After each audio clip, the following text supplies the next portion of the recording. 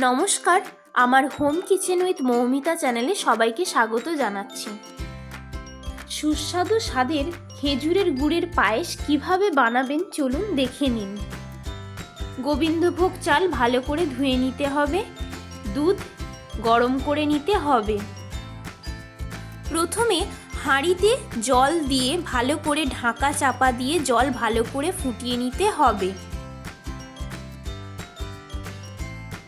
জল ভালো করে গরম হয়ে এলে আগে থেকে ধুয়ে রাখা গোবিন্দভোগ চাল দিয়ে দিতে হবে।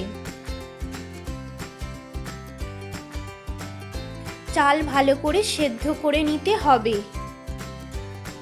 ভালো করে ভাত সেদ্ধ হয়ে এলে তারপর আগে থেকে গরম করে রাখা পরিমাণ মতন দুধ দিয়ে দিতে হবে।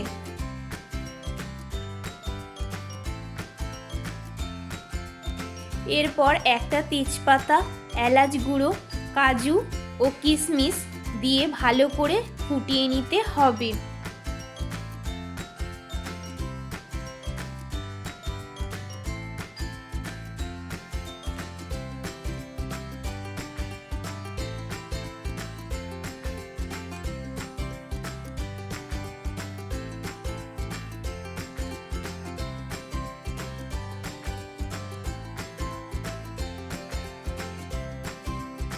ভালো করে ফুটে এলে এবার পরিমাণ মতন খেজুরের গুড় দিয়ে দিতে হবে।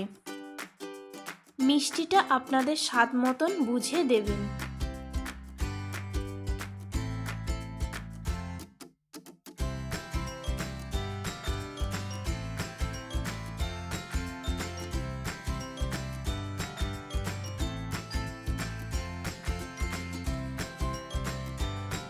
গুড় দিয়ে কন্টিনিউ ভালো করে নেড়ে নিতে হবে যাতে নিচে না বসে না যায়, সেটা খেয়াল রাখতে হবে।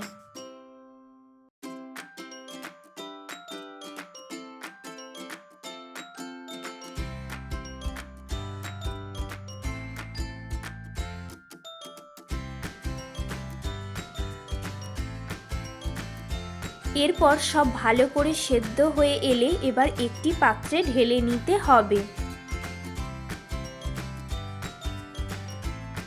একবার এভাবে বাড়িতে খেজুরের গুড়ের পায়েস বানিয়ে দেখুন, স্বাদ মুখে লেগে থাকবে। আমার চ্যানেল সাবস্ক্রাইব করে রাখুন এরকম নতুন নতুন রান্নার ভিডিও সবার আগে পাওয়ার জন্য।